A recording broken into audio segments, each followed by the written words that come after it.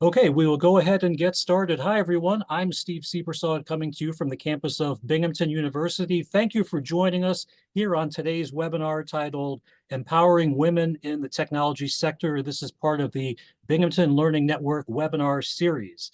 And so each month we have a webinar meant to help you professionally and personally. And today's webinar is certain to do just that. And we have three panelists here that will share their experiences with you, and we're very glad to have them here on the webinar this afternoon. So this webinar is just one part of the lifelong learning programs that we offer here through the Alumni Association. After the show today, check out our website, binghamton.edu/alumni, binghamton.edu/alumni to see all that we have to offer. In addition to the webinar series, we have an alumni travel program, an alumni book club, many volunteer opportunities, live events, virtual events, all sorts of ways that you can be engaged with us. Binghamton.edu/alumni. Check us out. Again, after the show, check out the website and see all that we have to offer. This webinar is meant to be interactive, and so if you have questions, we want your questions. Send them through the chat. Start now if you would like, and we will mix these in. So this will be a panel discussion organized around some questions that we have planned, but we would like to take your questions as well. It's always more fun when you are part of the show with us. We do this with you and not for you. So go ahead and send those questions, and we will mix these in as soon as we are able to. So at this time, I'm going to turn it over to our moderator for today, Stacy Newman from the class of 1999, and she is a member of the Binghamton University Alumni Association Board of Directors, and she can tell you more about her background and introduce the other panelists for today. Stacy, thank you so much. Great to have you with us. Thank you so much, Steve, and thank you, Geraldine and Simone, for joining us today. My name, as Steve said, is Stacy Newman, and I graduated from Harper College with a BA in studio art when I graduated back in 1999. Today, what we're here to talk about is really the longstanding gender gap that we see every single day with building a technology career and being a female within this segmentation of the marketplace.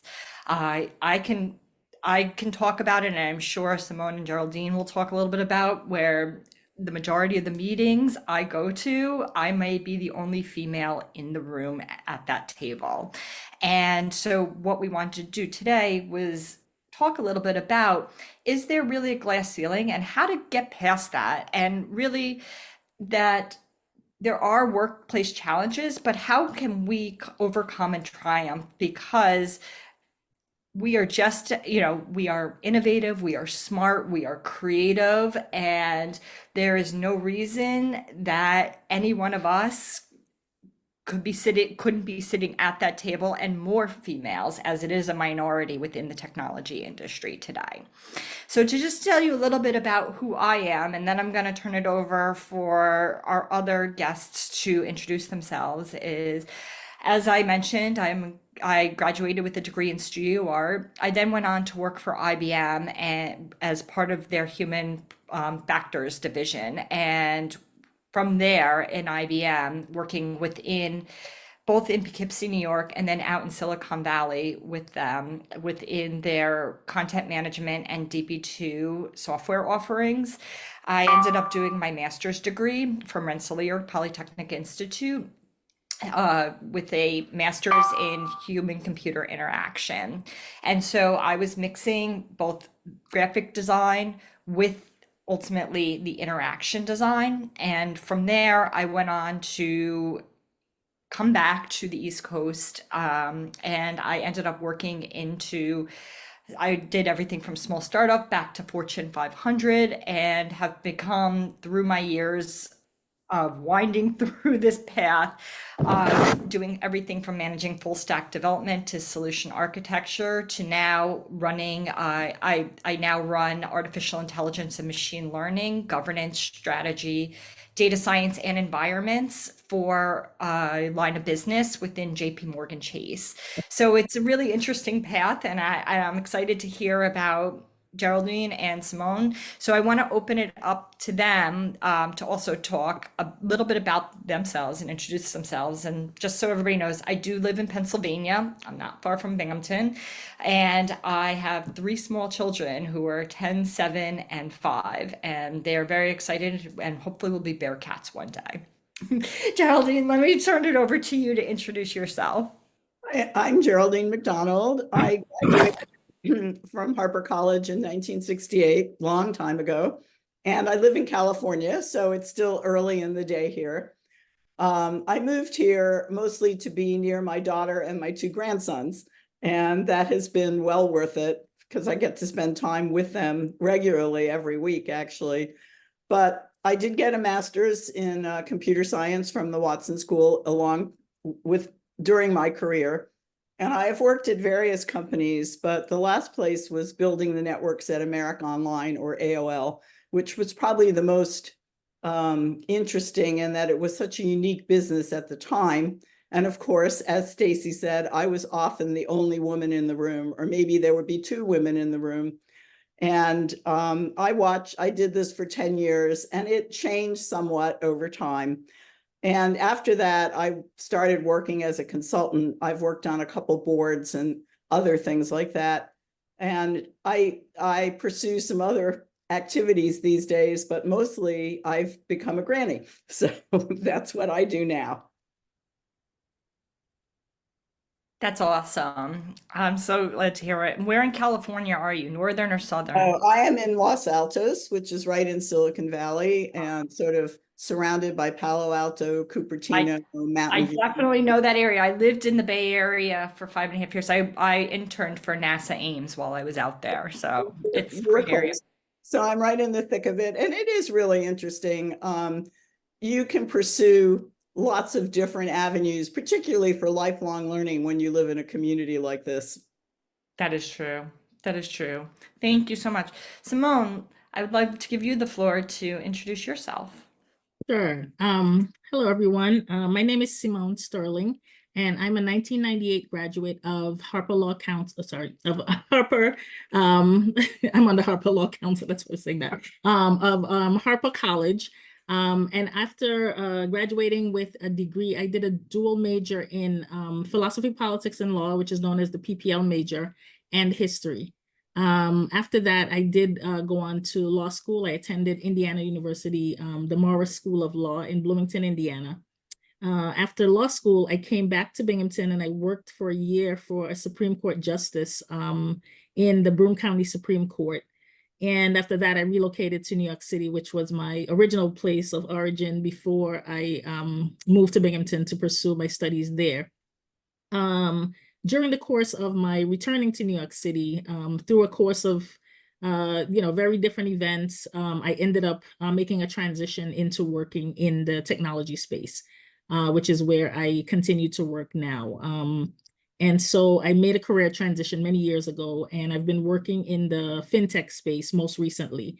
But when I started my career working in technology, I worked in litigation technology. So that was sort of the connection with my law background. And through the course of that, I ended up taking the project management professional certification exam, and then the Scrum Master, which is an IT professional certification. And now I work in the fintech space as a program manager. And so that's my background, basically, in summary. That's awesome. I love the fact that we all have such different backgrounds from where we came from and to where we are today, which I hope helps for those who are listening in the audience to really understand that it's not about where you are, it's about where the passion is to take you to where you want to be as well. With that, I would love to open up and talk about some of our career paths, and they are very unique. Mine starting from a studio art background, you know, Gerald, Simone, yours within PPL and law, and Geraldine going through Watson itself. So coming out with a computer science and going that direct path as well, are all really interesting. I think that I would love to understand, what would you define as pivotal moments in your career that really helped you to truly want to progress in technology and really help to define your career as a technologist? And Simone, I'll have you jump in with responding first, if you don't mind. Sure, not a problem. I think for me, I've always been a very curious person in terms of just learning different skill sets. And I think once I started working and, sort of informational interviewing with other people when I was working in the litigation technology space, I realized that, you have to know technology, right? Because there's so much that's involved in our lives with technology, even if it's just like shopping on Amazon. A lot of places are using artificial intelligence now. Like there's so many buzzwords around things like that.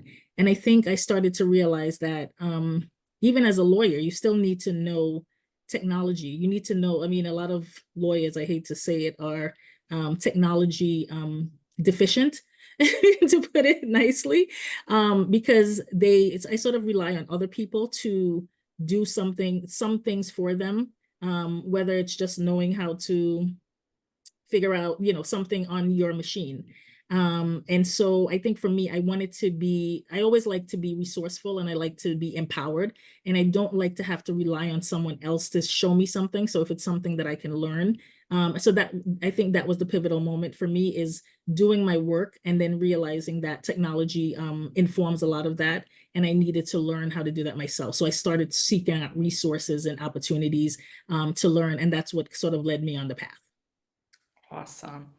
Geraldine, what about you? What is an outstanding moment for you? Well, let me back up and say that when I went to Binghamton, we didn't even have a computer on campus. So I graduated. I was in experimental psych. And for me, I was fortunate. One of the courses that we were required to take at the time was statistics. Little did I know that this would be such an important course as I went through my life. And I went back to New York City where I grew up, and they were advertising literally, college grad, we will train you. And this was in the New York Times, page after page. This is when want ads were actually in print as opposed to be online. I applied for several of those, and I took a job where they trained us to code for computers. We were coding in basically what they called assembler language, which was almost at the level of the machine. And so when you look at 1968, women could be teachers, nurses, librarians, or maybe social workers. And the moment for me was opening the paper and seeing that I could go a different way. I was actually accepted in graduate school to get a master's in teaching because you needed a master's for a career in teaching. And I went a different way. I went to the company, I took one of the offers, and the rest sort of became history. I got my master's after I went back to Binghamton. They recruited me to work there once they got a computer. And then while I was working there, I got my master's degree. Awesome. And I'll just say, being that I was an art major, so I was completely on the other side of the fence. And what was really funny is when I got my offer letter from IBM, right while I was still in my last semester of my senior year, they sent me an offer letter for, we're offering you a position as a software engineer. And I called them and I said, I would love to come work for you, IBM, but I'm not an engineer. They're like, no, that's just the title. Don't worry. We know that you're going to be doing design. And it ended up being so much more than that. But it was very funny. I was like, I think you mistook me for somebody else. But what I found that ends up happening over and over across the last 25 years that I've been in industry is I have a lot of questions, and I'm not afraid to raise my hand and ask questions. And what I found is that along the way, probably at least one, if not 95% of the people in that discussion have probably the same question, but people don't want to raise their hand and ask. But I love doing that because I I get really excited people who want to teach me and want to explain to me. And it helps me so that way I can make better informed decisions as to what I'm trying to do as well as part of this. So I think the pivotal moment was when I was asking questions within looking at mobile framework and architecture. And I had a distinguished engineer come up and say to me, well, if you think that way, you should put it together and put it in front of the mobile governance board for review, which I did. And it ended up being the first app that was an internal JP Morgan app, and it was now through Google Play and through the Apple App Store. So that was the first defining moment. I really, truly felt like a technologist with what I had transformed. So. And Stacy, speaking of questions, we're starting to get some from the audience, which is great. I Sure. said start early and they took me up on it. Awesome. So Awesome. here we go. The first one is for you. Thank you so much for sharing your experience. I'm curious about your journey at a startup company. Do you feel that the gender gap is more or less apparent at a startup? Also, would love to hear more about what working at a startup is like in general. So I worked at a startup that was, it was not a large startup. It was only about, I want to say, 45 people in total. I did a lot of travel while I was there. I was looking at their design. It was part of a single sign-on for WebSSO. So meaning that it would manage your passwords and it would help you to do things like when you have your facial recognition or your finger scan along with a numeric or alphanumeric password.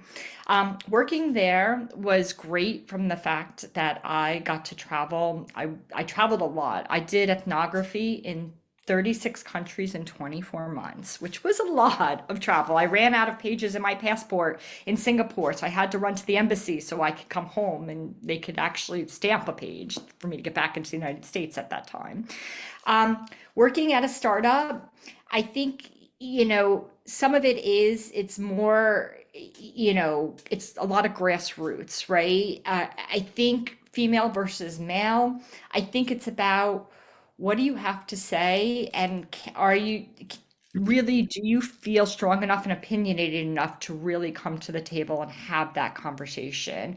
I think in a startup, it's much easier to go up the chain because the chain isn't as big to have a conversation with somebody who is influential or can make decisions, rather than when you work maybe in a larger technology setting of, 30, 50,000, 100,000 technologists, where it's a lot different from an organizational point of view.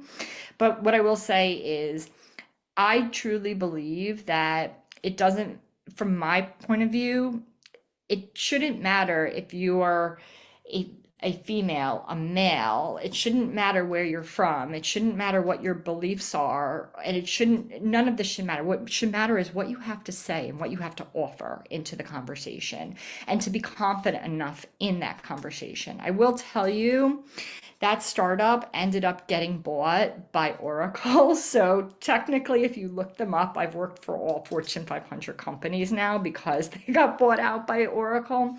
But I have to say, it was fun because I would get to be able to define a lot of my strategy and path. And, there wasn't a lot of red tape involved with that, just being that it was a smaller company with not a lot of process in place yet. But I've done a lot of learning and growing in every single place that I've been, and I continue to grow and ask questions every single day. So hopefully that helps. That's great. And this question I'm going to ask here looks like it's meant for everyone. It's interesting that you all graduated Binghamton from Harper College and then went to work in the tech sector. Do you feel like you use the skills you gained from your bachelor's degrees to support what you're currently doing? I'll go first. As I said, the statistics class was critical. As a matter of fact, it was so critical that I took another one when I was in graduate school. So as I worked in the field, I could discern the things that would help me go further. But the other most interesting thing that happened is when I went to Harper College, there was a philosophy requirement. And I was kind of a math and numbers person. And I looked at all these little books that we had to read by philosophers. And I said, I don't know if I can get through this class. Mhm. But on the shelf was also a book entitled Logic. And apparently the study of Venn diagrams and logical analysis is part of philosophy. And I took that course. And that course turned out to be the fundamental material that I needed to understand how computer circuits were designed, because it was all about truth tables and the pairing of ones and zeros, which later on became the important part of the design of a computer. So I would say there were two things. One was statistics, and the other was fulfilling a requirement that I never knew would have a fundamental influence on the rest of my career. Simone, what do you think? Sure, I can go. So for me, looking back at my career and looking back at the things that are, I think, essential to any role that you have is, you're using your problem solving skills, you're using your communication skills, whether those be verbal or whether those be written. And I think because I was PPL in history, in history, you're writing a lot of papers. In PPL, you're doing a lot of philosophy courses, you're doing a lot of sociology courses. And I think the skills that you learn, like your interpersonal skills, your communication skills, and the leadership skills that you gain, throughout the course of your time at Binghamton, outside of the classroom as well, because I was involved in other organizations like the Caribbean Student Association, and things like that. I think those are all things that you have to leverage while you're there.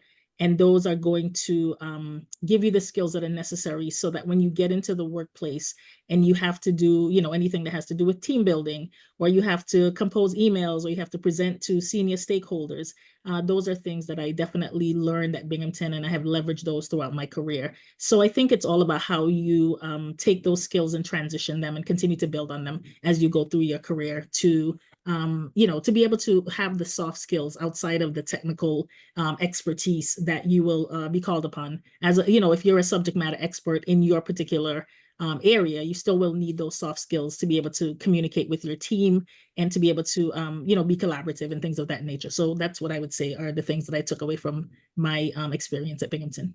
So, Simone, that is so key. I think being able to have a conversation is pivotal in any of this, right? So I ask a lot of questions, Hey, but Stacey, can I add one more comment to yeah, this? sure. If people are listening, we're all talking about things that we did that had nothing to do with technology, and yet we ended up in technology. So the important part is to get yourself, and one of the things that Harper College really offers is a well-rounded experience going to college, people skills, study skills, whatever it amounts to, because there is nothing that limits what you do next. So you can be a history major, you can be an English major, you can be a chemistry major, and the multitude of diversity that is offered still allows you to move into the technology field if you want to. Absolutely. That is a really great point as well. I was going to say that from my time at Binghamton and being an art major, and I was really big into, and I've always been into problem solving, whether it be, is it the right paint? Is it the right focus? To now, today, is this the right solution for what we're doing? And so even though I was an art major, I like problem solving. And so it went from how does it look to how does it interact to does the technology work to ultimately how can we look at something that could be sustainable and flexible as we continue to look at our architecture in our future, and and be responsible in what we're building for users, no matter what it is, whether it be apps for your phone, whether it be a website, or whether it be some type of machine learning that's going to help take repetitive tasks and do away with them. I think that they all everybody out there, I say, is always a designer, because everybody out there has been to some website or tried to open some door somewhere and been like, you know, if this just pushed instead of pulled, or if they just had this button over there to click, it would be so much easier. And so in my mind, that makes everybody here and everybody listening designers. And so you could take that passion and then turn it towards a technology within user experience, which is where I spent a good majority of my time in. I not only did it within technology such as IBM, I interned for NASA for 10 months in their air division, working on en route traffic controller conversation with the flight deck to ensure that we could reduce voice congestion from the cockpit itself. This is still used across the United States today, which is really good. It's really fun every time I talk to a pilot about it, especially because they're like, you work in financial institutions. And I'm like, I know, but I used to do this. So I think every experience helps build into the fabric of who you are. And I think that it's okay to go out there and to explore and to take what you have and leverage it. And it'll only help you in, you know, where you want to go moving forward in your future, from my perspective. I'm gonna pivot and go to another question, talking about, I think, let's talk about the so to speak, we'll call it the green elephant because we're Binghamton here. It's what we call the green bear cat in the room. Women in technology is a minority. Why do you think that is, and how do you think we can address this, or anybody in the audience can really help to address this? I will tell you, coming from being in technology my entire career, and knowing that women is considered a minority within the technology space, and it can be anything from coding software to the hardware itself to other things such as artificial intelligence or anything within the gamut from therein. I would love to know your thoughts. Geraldine, what do you think? Why is it considered a minority, and why are not more females going into technology, and can they really have that, strike that balance? Is that the problem? Well, okay, I would say a lot has changed, but nothing has changed. So in maybe the a lot has changed line, we were the one person in the room that was a woman. Maybe now if it's 30 people, there'll be 5 to 10 women. So that's a change, but there's not 15 women. And we're a long way from being equally represented in the room. One of the problems is the funnel that begins in high school. Because think about what women do in high school. They do their hair, they put on makeup, they talk about the clothes they wear, but very few of them go out with their dad and repair the lawnmower or take the car in for service. They know how to drive a car, but someone else is doing some of those skills that are different from what women typically do in high school. And so part of the agenda is to change how women think as they go through their 4 years of high school and what they are capable of doing, and to make sure they stay in the math and science areas that are required for them to actually take the next leap. Now, the other problem, and it's true at Binghamton and it's true at probably 80% of the universities in the country, you have to decide that you want to go into engineering or computer science when you're in your senior year writing college applications in high school. Because the schools like Binghamton, you have to apply to the Watson School. You can't just come to Binghamton in Harper College and think you're going to be able to get into the Watson School. Now, what Binghamton is doing that's a little different is they're starting some classes in Harper College to meet the need of students who want a little bit of that technical education, but don't want to spend 4 years in the Watson School. So I would say the problem starts at the beginning, because for many women, they are making that decision way too early in their life. So if I was giving advice to young high school kids right now, I would say to the women, you can do anything you want to do. And here are a few colleges you can look at that maybe have a wider door for you to change your mind once you get there. And I'm not going to name names right now, but that's the kind of advice we can give young people about how they can set a direction for their career. That's great. Simone, what are some of your thoughts on women in technology, and how do we get to be equals at that table? Sure. So one thing that I will point to is I was on the development committee for an organization that's based here in New Jersey. I live in Jersey City, and the organization is called Jersey STEM.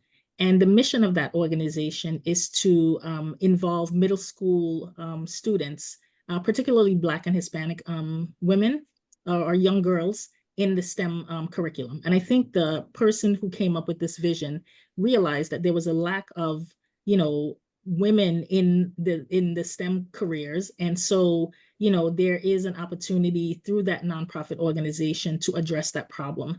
And there are other organizations that I'm aware of, like Randstad, that particularly target women in the profession. So I think it's an intentional something that has to be done to realize that if women are interested in going into STEM careers, there's a way to direct them in that way. I think that recognition has happened, and I think that people have begun to address it in different ways. So I just wanted to, say that that's one avenue that I know of. But I know for myself that, when I was growing up, I always sort of gravitated towards the quote unquote soft sciences because no one ever really made it seem palatable to go into the the hard sciences, right? And I think sometimes when we think about the STEM careers, we think about like, coding, that is a part of it, but there are other ways that you can get into technology without having to be someone who is coding or doing those particular things. There's other avenues to get into technology as well. So I just wanted to contribute that to the conversation. So that's actually a really great point. And I know, Steve, you have a question because you jumped on, but I want to highlight what Simone just said, because I think that's super important, that in technology, it's not about necessarily fingers on the keyboard inputting code, right? From technology, there are so many different jobs within the technology sector. Everything from looking at, testing, through architecture, through the data, through even things like risk and compliance and analysis. And ultimately, they all need to come together to move the dial forward, so that way we can get to where we really want to go. I think the other piece of it as well is with females in technology and looking to not just be in the technology space, but really be able to be a leader within that space as a female. I know we see very far and few between. We have at JP Morgan, our CTO is a female, which I think is unusual that we have that. But she makes a great role model to look up to.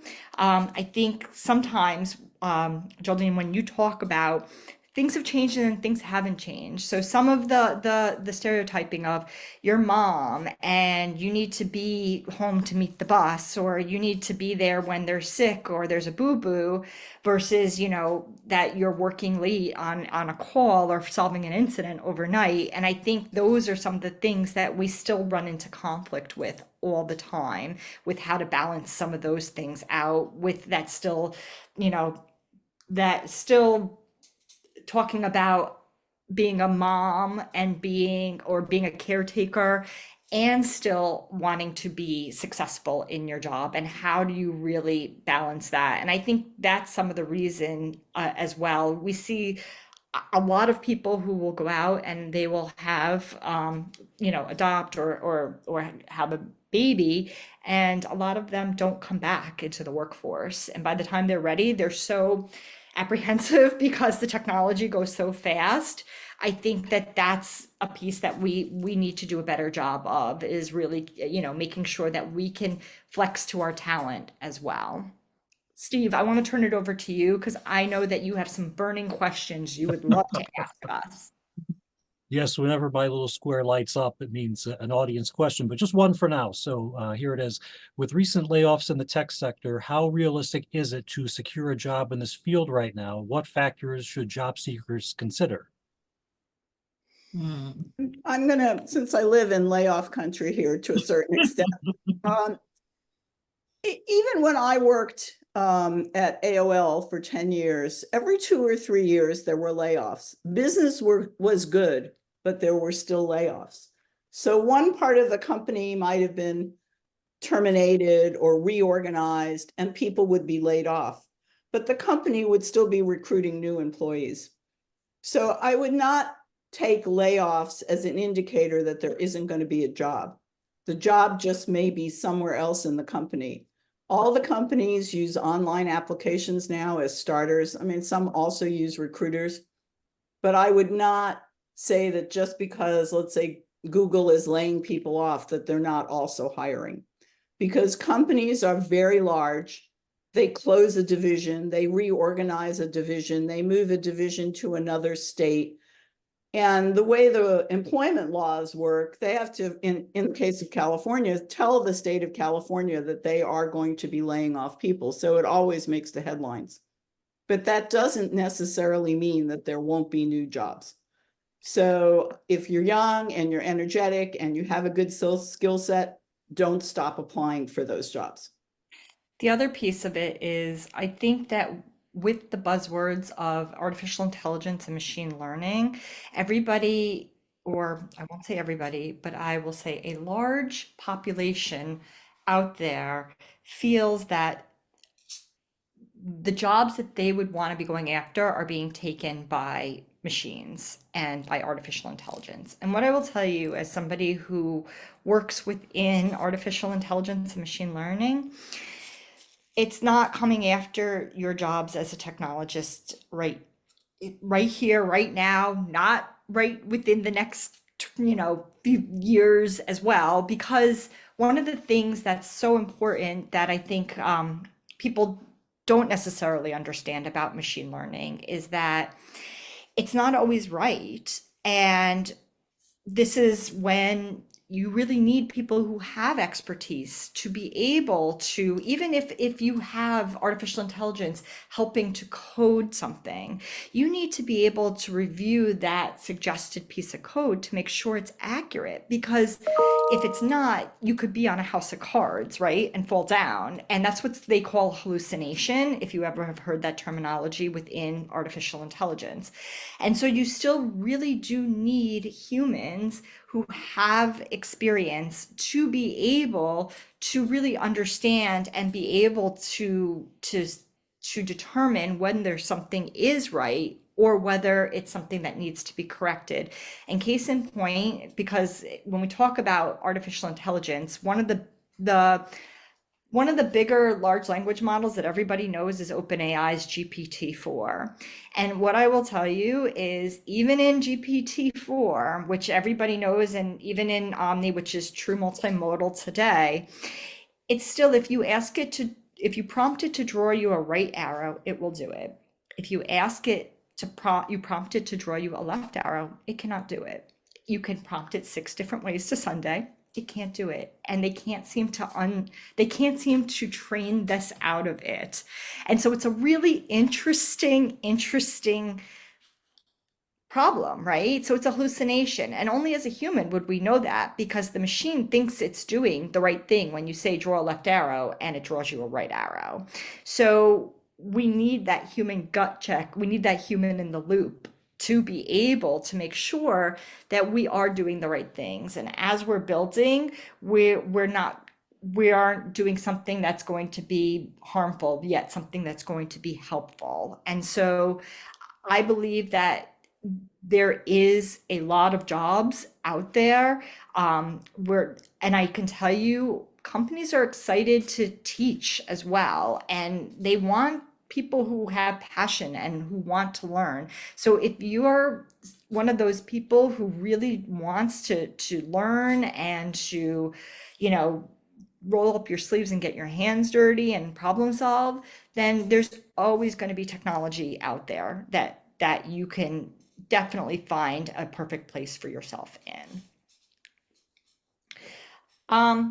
Why don't we continue with some of the questions that we have from ourselves? And if anybody has any questions, feel free to jump in and ask. I want to ask about motivation within this career segmentation, because technology is moving so fast and there's so many different facets to it. And when you bring in not just technology, but you bring in things like financial elements into it, and like if you think about trading systems, they're so complex and there's so many rules and different things that you need to know when you're building. The same would hold true for other vertical industries as well, such as air or communications, or, you know, I can go on and on. I think one of the things that motivates me to continuously learn is I have filed 9 patents to date, and I love being an inventor, and I love finding new and innovative ways to do something.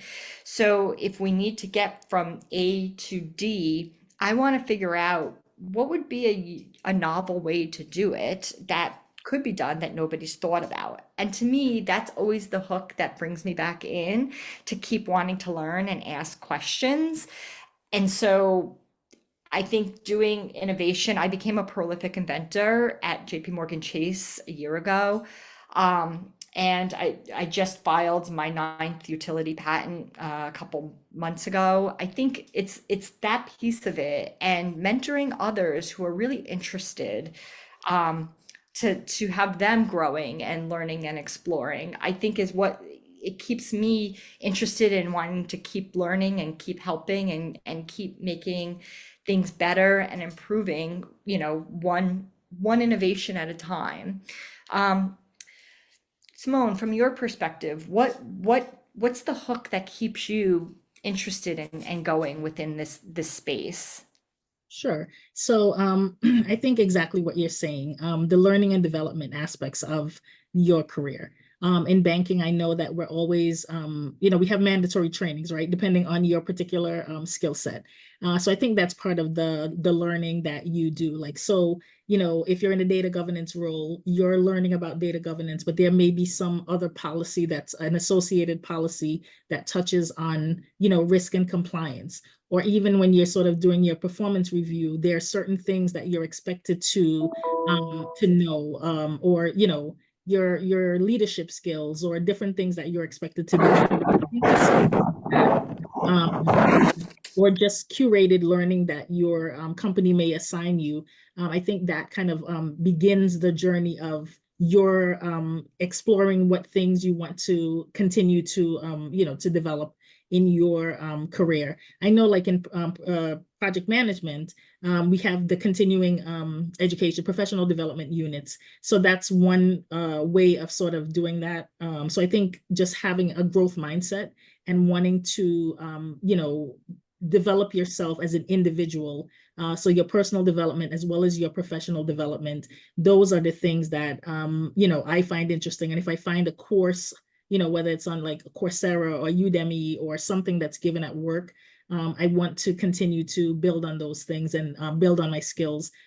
So I think just, you know, having a growth mindset and, you know, wanting to develop yourself both personally and professionally.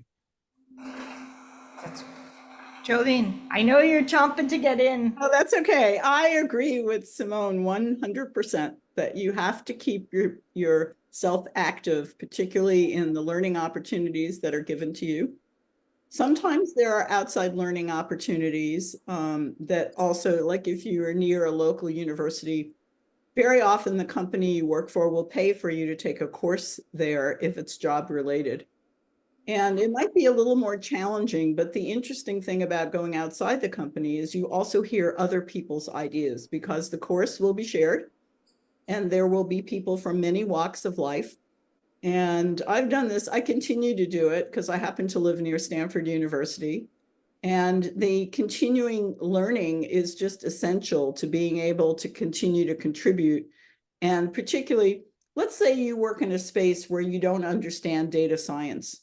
And inside the company, they're not really giving a course about it, but you can see that it's an emerging skill set that you may need to get involved in. Look at the local universities. See if there's an introductory course about data science that you can enroll in a continuing ed way. And you might even find that your company will pay for that. And there's a way to really energize your skill set and become newly motivated about new things. That is a great point of view. I actually, my master's was paid for by IBM in human computer interaction as well. And the other piece is, especially with data science, I have found a few data scientists who are still working on PhDs as well.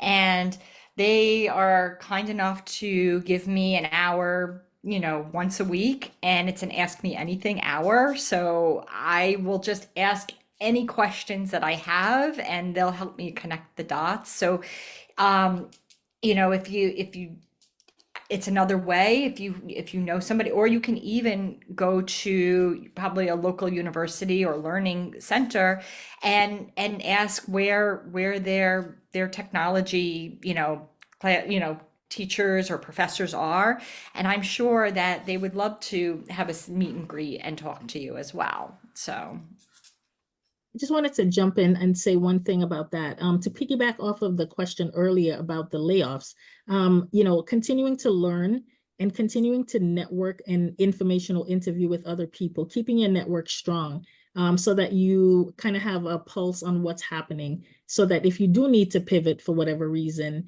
you're in a position of strength. You know where the jobs are going, or you can talk to the people, your sort of board of directors, your network, to kind of let you know what you should be focusing on if you do see that writing on the wall. So I think that, what we just mentioned about learning is a part of your sort of cushioning yourself from some of those layoffs and things of that nature. Not saying that it won't happen, but, just to keep yourself abreast of what's going on so that you're in a position of strength. And don't be overwhelmed is the other piece of it. I think people look at technology and there's so much going on and it moves so fast that it becomes drinking from a fire hose and very, very quickly. I would say don't let it overwhelm you.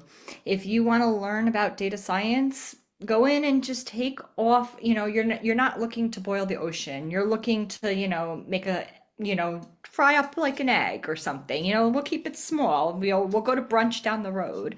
But what I start with the section. What is AI? What is machine learning? What is deep learning? What is an LLM? What can they do? Start with basics and don't worry about all the other things that you're hearing or in the news. And just, kind of stay the course and ask questions that come out from where you're looking and you're learning into.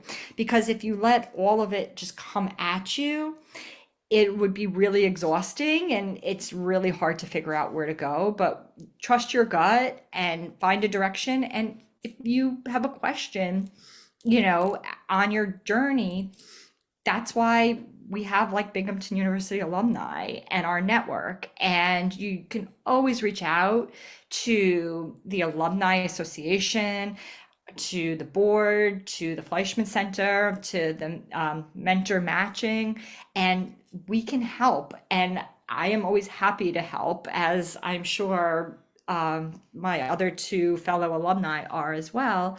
And, ask questions and, keep being interested in it and don't give up.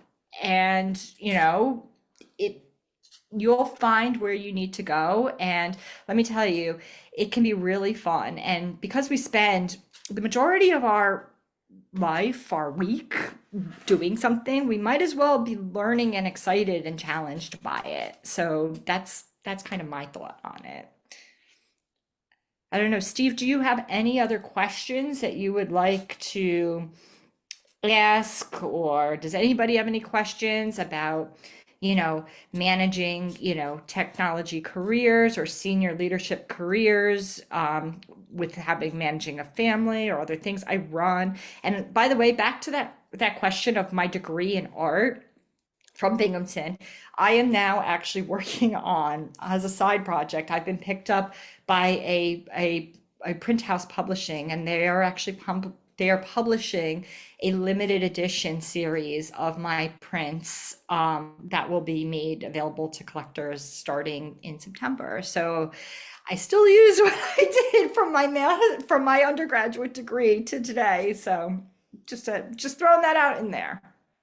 Here's a Well, it's question. cool to see that it's gone full circle. And I know part of your background, I'm not sure you mentioned this in the beginning, was that you had interned in the Office of Communications and Marketing I here didn't mention at the it, but university. So yeah, yes, so I it's very did. cool that these skills are still in use all these They years still later. are. They Yeah. absolutely are. So far, we don't have any audience questions that have been submitted, so we have about 8 minutes or so left, so plenty of time to get those in. For anybody that's so inclined, please do send your questions. Because Simone had mentioned taking courses through Coursera, and we talked about Mentor Match and some other programs, we'll be sending out a follow-up email to everyone who is watching the webinar this afternoon. In fact, before I scoot from the office this afternoon, I'll be sure to get that out to everyone. So it'll have a bunch of links that Simone was very kind to curate for all of us. And it has programs that are here at the university, things like Coursera, some of the other programs that are offered, LinkedIn Learning. That was a resource that we had offered here through the Alumni Association. And you can take part in these things for free through public libraries. It's a resource I think a lot of people don't realize is out there. So keep your eyes peeled for the follow-up email after the webinar sometime this afternoon. We'll get that sent out. And we hope that everybody finds that helpful. And in the remaining 7 minutes or so that we have, feel free to send the questions in. And we can go a little bit over 1 o'clock Eastern to take these questions, but do send them in because we won't stay forever. I'm going to throw a question on the table. How can women not be invisible? So we sit in a conference room and there's this discussion going on. We're highly educated and skilled at what we do. And we wait our turn to make a comment. And somehow 10 minutes later, someone else makes that comment and everyone gets all excited about it. And it's almost like we're invisible. And I think it's a continual challenge for women in the workplace. And so I'll throw that question out to my colleagues here. It's a great question. I get asked that a lot when I mentor more junior technologists, because they'll be like, I'm in a room, I'm on a Zoom call, and they're going back and forth, and every time I try to break in, it just sounds like I'm interrupting, and how do I? So I said, what I love to do is, if it's one of those types of meetings, and let's say because everybody's global, I do this, which puts it on alert that my hand is raised. And I will wait.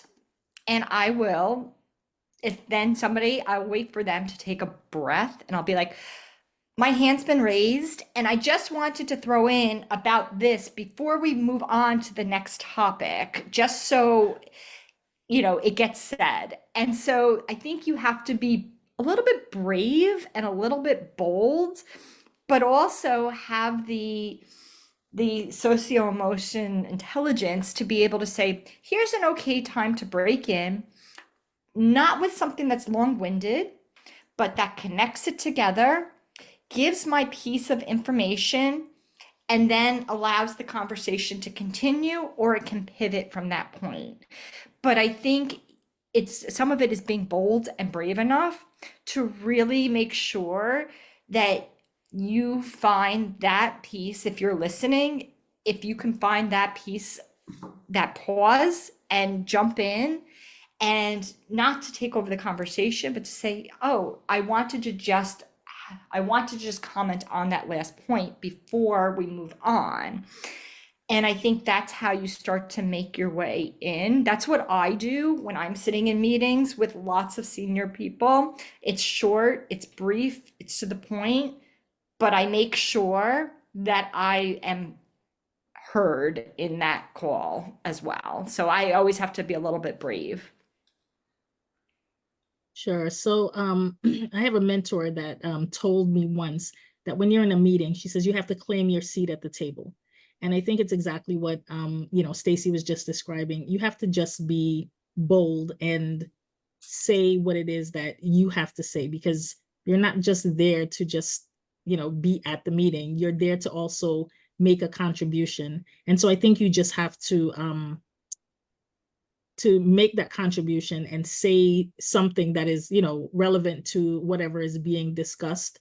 And I think once you start doing that, then, it'll just sort of become second nature. But another personal development book that I wanted to plug was Peggy Klaus, Klaus. The book is called Brag.